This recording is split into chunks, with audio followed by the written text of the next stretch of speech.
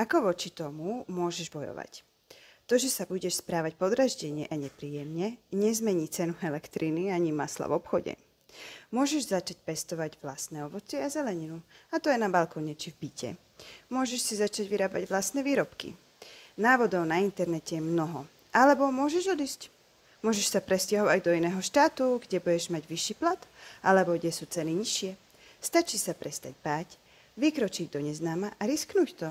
Tiež sa môžeš naučiť lepšie hospodáriť s peniazmi alebo nadobudnúť vyššiu finančnú gramotnosť. Alebo jednoducho požiadaj o zvýšenie platu. Maximálne ťa odmietnú. Môžeš si hľadať inú prácu alebo začať vyrábať vlastný tovar na predaj.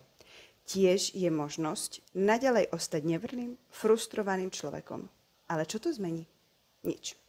Akurát si škodíš vlastnému fyzickému i mentálnemu zdraviu a obližuješ svojim správaním ľuďom z tvojho okolia. Môžeš sa rozhodnúť, že proste budeš šťastná osoba.